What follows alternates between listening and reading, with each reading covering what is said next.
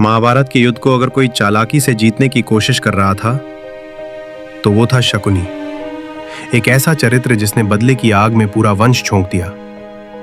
पर क्या शकुनी केवल खलनायक था या उसकी कुटिलता के पीछे छिपा था एक गहरा दुख? शकुनी कंधार देश का राजकुमार था। उसकी बहन गांधारी का विवाह हुआ हस्तिनापुर के अंधे राजा धृतराष्ट्र से। गांधारी ने अपनी आंखों पर पट्टी बांध ली, पति के अंधत्व में सहभागी बनने के लिए। लेकिन शकुनी को यह रिश्ता मंजूर नहीं था।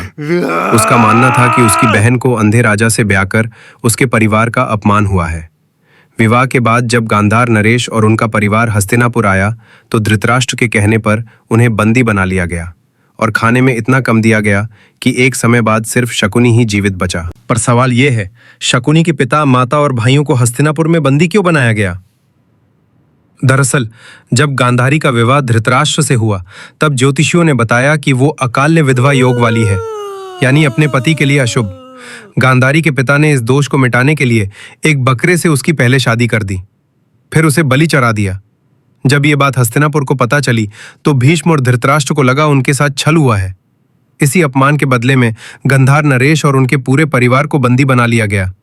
यहीं से शुरू हुआ वो दर्द जिसने शकुनी को बदले का राक्षस बना दिया। कहा जाता है कि शकुनी के पैरों को जानबूझकर तोड़ा गया था ताकि वो भाग ना सके। धृतराष्ट्र या भीष्म के आदेश पर उन्हें कमजोर किया गया और इसी कारण शकुनी को जीवन भर लंगड़ा कर चलना पड़ा। एक अन्य लोक कथा कहती है कि शकुनी ने अपने पिता की मृत्यु के बाद ये प्रतिज्ञा ली थी कि वो जीवन भर लंगड़ा कर चलेगा, एक दुख और प्रतिशोध की निशानी के रूप में। कहा जाता है कि शकुनी के पिता सुभाल ने मरने से पहले शकुनी से वचन लिया कि वो हस्तिनापुर से बदला लेगा। शकुनी ने अपने पिता की जांग की हड्डी से पासे बनवाए जो केवल उसी की इच्छा से चलते थे। ये सिर्फ खेल नहीं था, ये बदले का यंत्र था। इसी से उसने युधिष्ठिर को हराया। चलना तो मुझसे छीन लिया, मगर सोच नहीं सका कोई। अब हर कदम मेरा बदला होगा और हर चाल विनाश की ओर जाएगी। शकुनी के मन में अपनों की मृत्यु का बदला लेने की आग जल रही थी। उसने गांधारी के पुत्र दुर्योधन को मन से जहरीला बना दिया। उसे सिखाया, पांडव तेरे शत्रु हैं, उनसे तुझे सब कुछ छीनना है। शकुनी जानता था ताकत से नहीं, दिमाग से पांडवों को हराया जा सकता है। उसने एक ऐसा पासा तैयार किया जो उसकी मर्जी से चलता था और दुर्योधन के साथ मिलकर रचा महाभारत का सबसे बड़ा षड्यंत्र। शकुनी जानता था कि अर्जुन को हराने वाला कोई चाहिए और कर्ण ही उसका उत्तर था। उसने दुर्योधन को प्रेरित किया कि वो कर्ण को राजा बना दे, अंग देश का स्वामी। एक तीर चलाया गया जिससे अर्जुन को हराया नहीं गया बल्कि अंदर से तोड़ा गया, और ये तीर चलाया शकुनी ने दुर्योधन के हाथों। हस्तिनापुर की राजसभा में हुआ पांडवों को जुए के लिए आमंत्रण। युधिष्ठिर धर्मराज होते हुए भी राजधर्म निभाने आए, पर उन्हें क्या पता था सामने बैठा शकुनी छल की चालों का उस्ताद है। एक एक कर युधिष्ठिर अपनी सारी संपत्ति हारते गए, फिर अपने भाइयों को, फिर खुद को और अंत में द्रौपदी को। शकुनी की हंसी गूंज रही थी।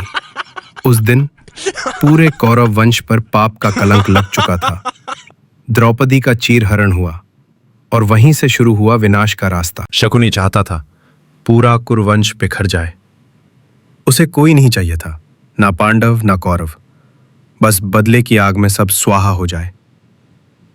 महाभारत युद्ध शुरू हुआ। कई महारथी वीर मारे गए, कर्ण, भीष्म, द्रोण, कोई न बच सका। शकुनी खुद भी युद्ध भूमि में उतरा और अंत में सहदेव ने उसे मार गिराया। सहदेव ने वचन लिया था शकुनी को मृत्यु देने का। इतिहास ने शकुनी को षड्यंत्रकारी, कुटिल और दुष्ट कहा, पर क्या वो केवल दुष्ट था या एक भाई जो अपनी बहन और परिवार का अपमान नहीं सह पाया? क्या शकुनी की चालें केवल बुराई थीं या वो समय की क्रूरता से टूटा हुआ एक राजकुमार था? शकुनी को समझना आसान नहीं है। वो ना तो पूरी तरह नायक था और ना ही सिर्फ खलनायक। वो था बुद्धि और बदले का प्रतीक। शकुनी की कहानी हमें यह सिखाती है कि जब बुद्धि का साथ धर्म छोड़ देता है तब चालाकी भी अंततः विनाश को ही जन्म देती है। वो एक भाई था जो अपमान और पीड़ा में तपकर ऐसा जहर बना जिसने पूरे कुरुवंश को निगल लिया। शकुनी हार गया, लेकिन जाते जाते वो सबको साथ ले डूबा, और यही है उसकी सबसे बड़ी जीत, या शायद सबसे बड़ी हार। ऐसी ही और कहानियों के लिए चैनल को जरूर सब्सक्राइब करें, और वीडियो पसंद आए तो शेयर करना ना भूलें।